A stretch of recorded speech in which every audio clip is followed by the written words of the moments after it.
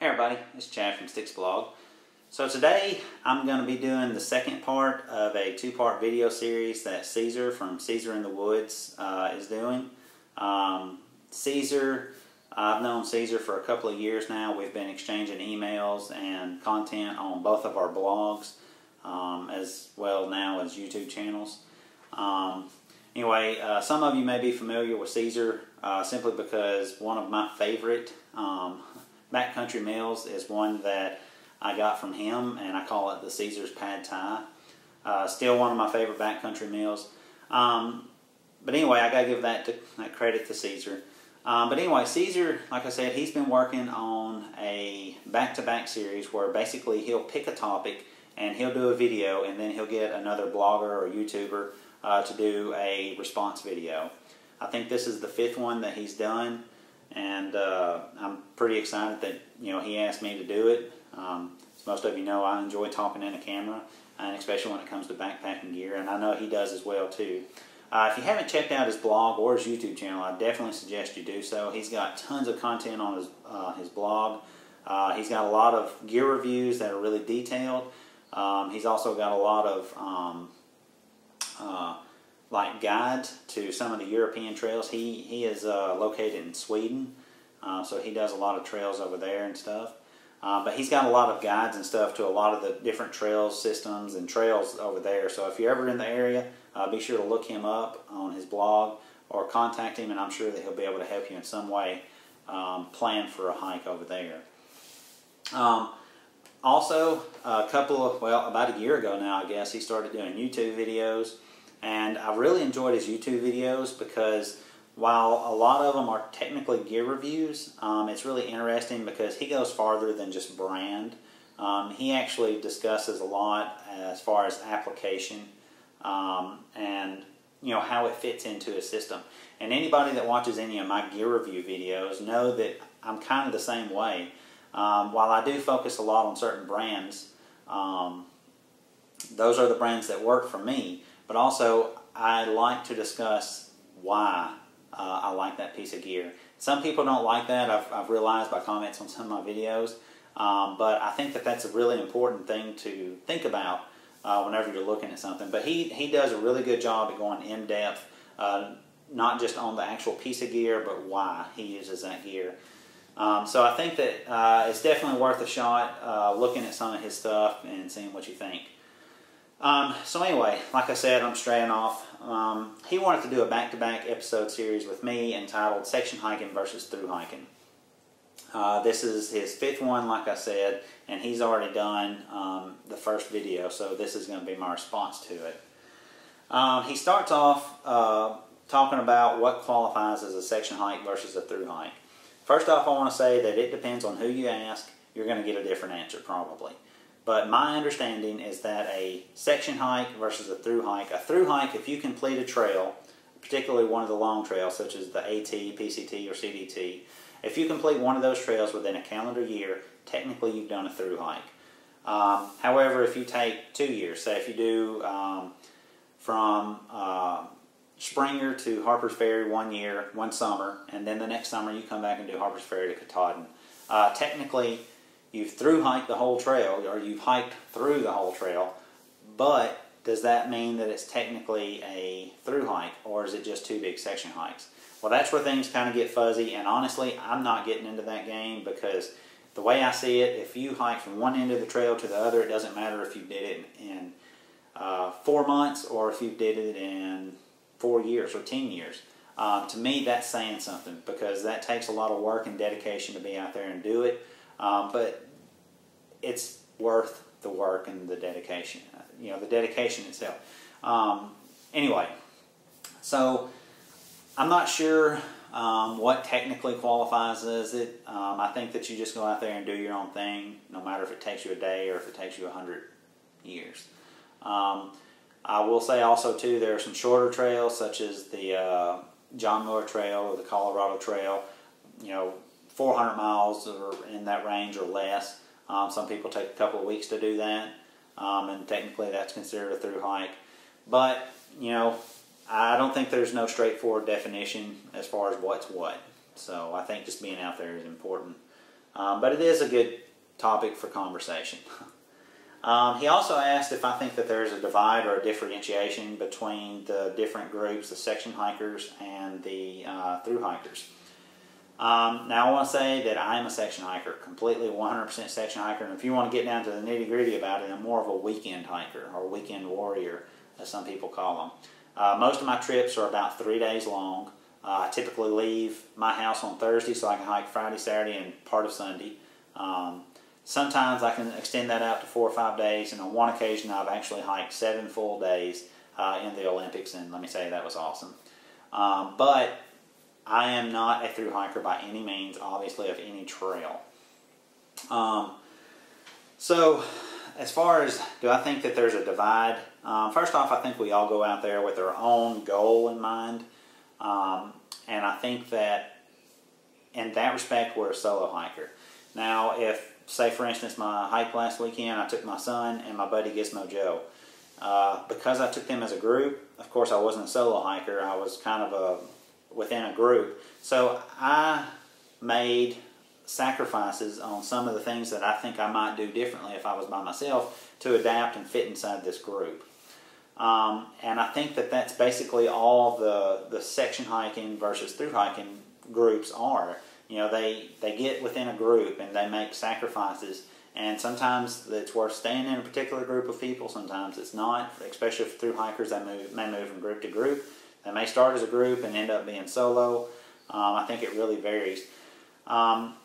Cesar doesn't meet a lot of thru hikers, according to him, over in Sweden. However, out here, especially right now, this time of the year on the Appalachian Trail, you can't hardly go out there anywhere below Virginia and not see a thru hiker right now, and even on past Virginia now. But I think that there definitely are groups of people kind of hiking along the trail. But in my experience, I don't think I've ever really kind of met a group that's been like, oh, you can't be in our group because you're a section hiker, or you know, we're this or we're that. Now, there may be, and there probably is, but I haven't personally come across anything like that. In my experience, you know, staying at shelters, sharing shelters or campsites, or just meeting other thru hikers or section hikers on the trail, there's always been a nice little kind of, you know, we've always kind of, I guess, just being out there for the same reason, just to be there, because we want to be there. I think that kind of draws us closer to each other, and I think it's an entirely different community than what you get at work, or just walking down the street or through the supermarket or something like that. And because of that, I think that for the most part, I think that the entire hiking along the trail, I think that everybody is in one group. Now, of course, that may be my way to think of things, that everything's pretty and flowery and whatever, but I think for the most part that's the way I perceive it, is that everybody kind of gets along for the most part on the trail. Everybody helps everybody out. Everybody's got lots of good words to say about each other. You know, but like any kind of group, there's going to be things that don't work out exactly. And, you know, that's just the way it is, human nature. So I know that doesn't really answer anything, but it's just something to kind of feed the conversation, I guess. Maybe it can go on from here. He also asked me if there's anything that holds me back from a thru hike or others. Definitely he mentioned work and families, and I think that's a big thing for a lot of people. I think school is also another one that holds people back. I know for me, my job, I work a 7 to 3:30 Monday through Friday job, and also every other week I'm on call. So every other week, Monday through Monday, I am free to do what I want after I get off of work and that weekend.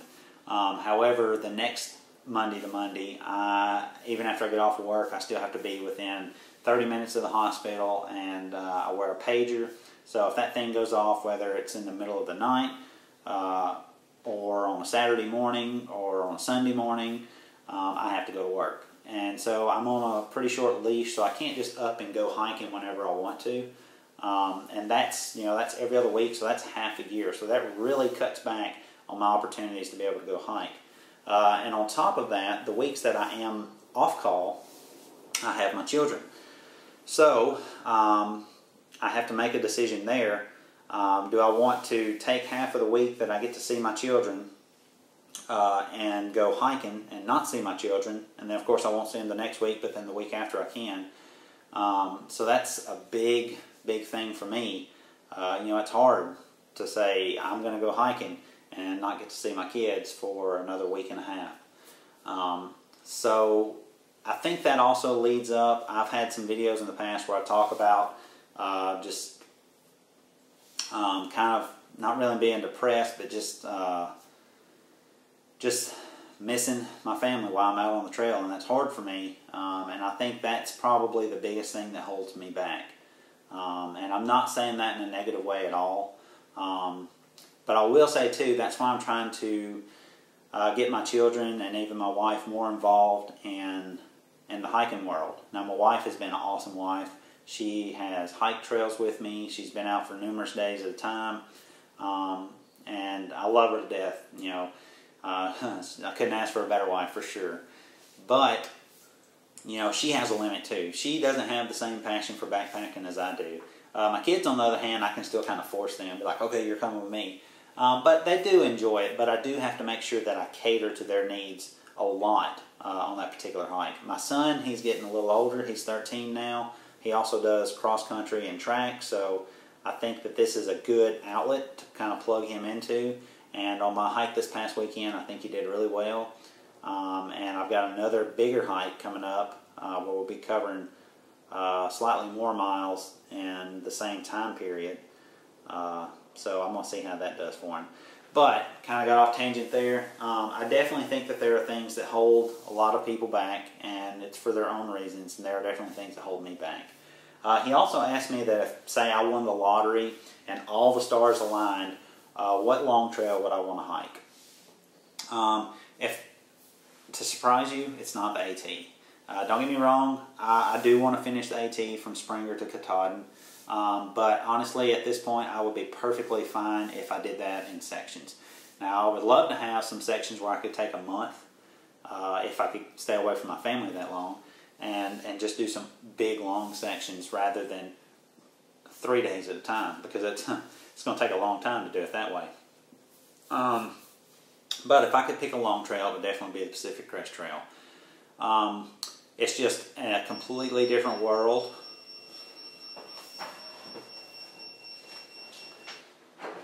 Sorry about that. My beeper went off. Like I mentioned, I'm on call. And I don't have to go in. That's not for me. It's for a different group. Anyway, if I had to pick, I would definitely do the Pacific Crest Trail.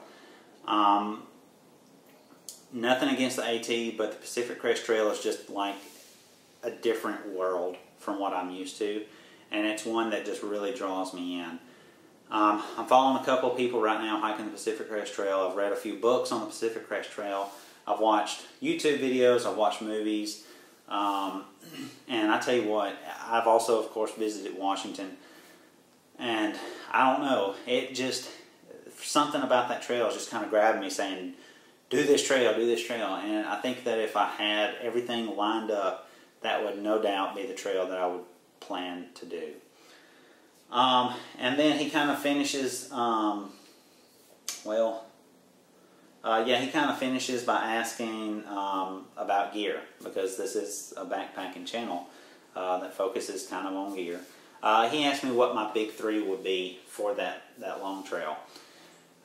With Pacific Crest Trail in mind, keep in mind I don't have a lot of experience out there. However, I'm quite familiar with the gear I do have and some of the conditions that or the conditions that I've used it in. I'm familiar with it, and I've done some research and some reading, and I kind of know what I should expect.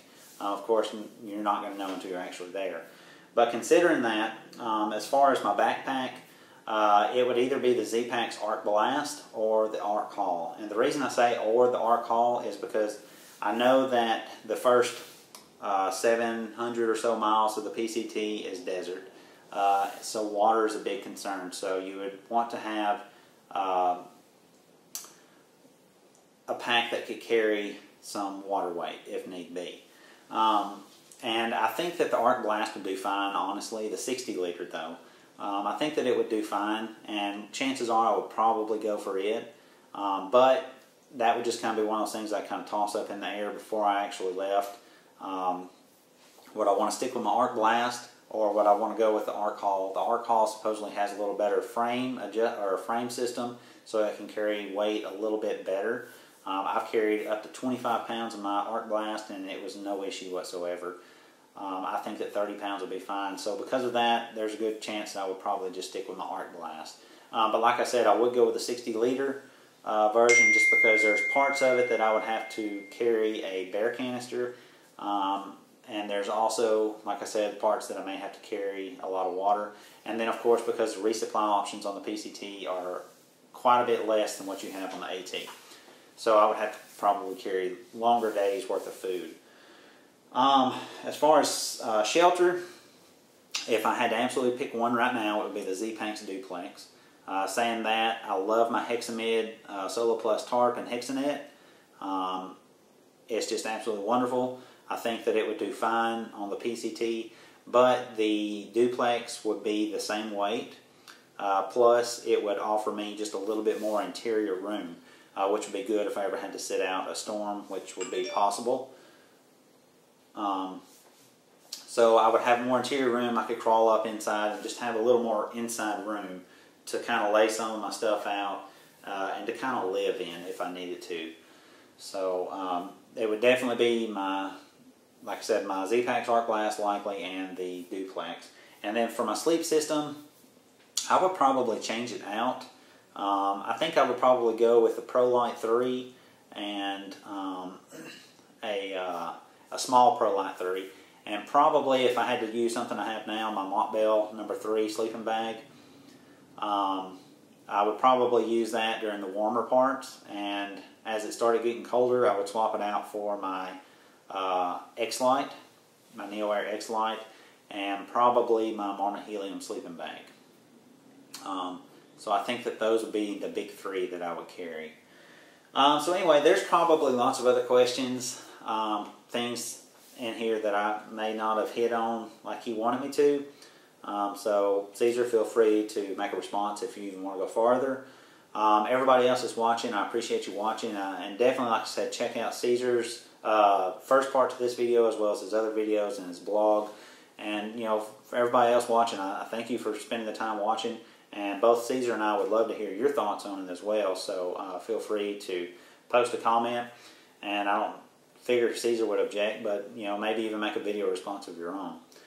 But anyway, Cesar, again, I thank you for including me in this back-to-back series with you. Really enjoyed it, and everybody else is watching, thank you for watching. See you next time.